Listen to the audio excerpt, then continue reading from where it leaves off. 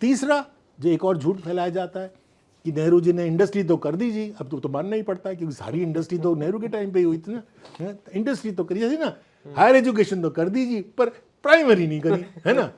अच्छा तो इंडस्ट्री कहते इंडस्ट्री तो कर दी जी पर एग्रीकल्चर नहीं करी, ये भी झूठ है। सारा जो लैंड रिफॉर्म होता है, भूमि सुधार, नेहरू के पीरियड में होता है। सारा जमींदारी सिस्टम, मतलब ये 15-15 हजार किले मतलब एकड़ जो वाले जमींदार गायब। पर आपको इन 7 years टाइम 1957 तक उसके लिए कॉन्स्टिट्यूशनल अमेंडमेंट भी करना पड़ा क्योंकि सारे कोर्ट चले गए जमींदार। बट सर आप इम्प्लीमेंट तो नहीं हुए हैं कई जगह आप देखते हैं हम। कहाँ कौन सी जगह, मैं भी सारा बिहार घूम के आया। लैंड सीलिंग्स की जो आप बात कर रहे हो एक तरीके से, तो उसमें कितने जो बेनामी संपत्ति करके जो कितने हैं, कहाँ मुझे दिखाना कभी, है ये इस पे बहुत स्टडीज हुए हैं।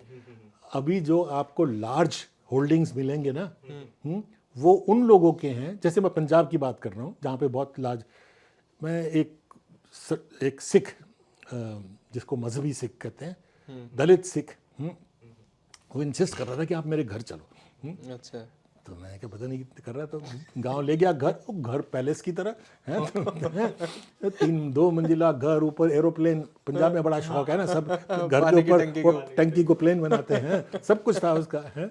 तो मैंने कहा तेरे पास इतनी कैसे ज़मीन आई, तुम्हारे पास कितनी ज़मीन है? कहते मेरे पास तो 3-4 किले हैं, 3-4 एकड़ है। तो मैंने कहा ये बागी कहाँ से आ गई? वो आलू की खेती करता है, वो इनको पेप्सी को बेचने के लिए आलू की सीड्स बनाता है। तो कि बाकी तो मैंने लीज इन कर लिया।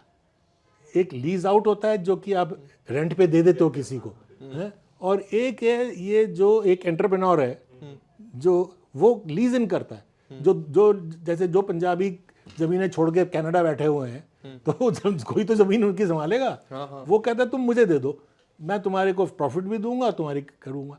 तो ये लार्ज होल्डिंग इस किस्म की, इसको कैपिटलिस्ट होल्डिंग कहते हैं। ये फ्यूडल होल्डिंग नहीं है जो जमींदारी सिस्टम वाली है, ये दूसरी चीज है। वो सिस्टम तो खत्म।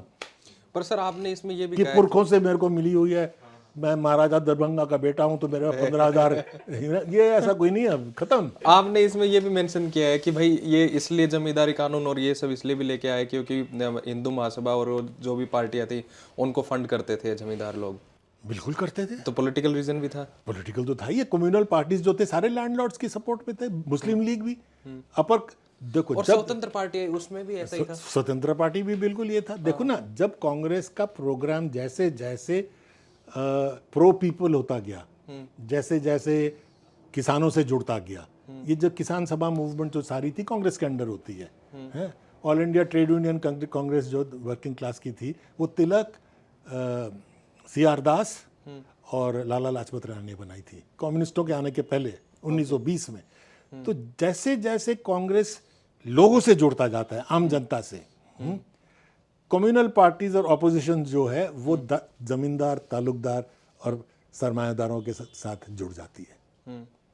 तो ये तो नेचुरल था ही है।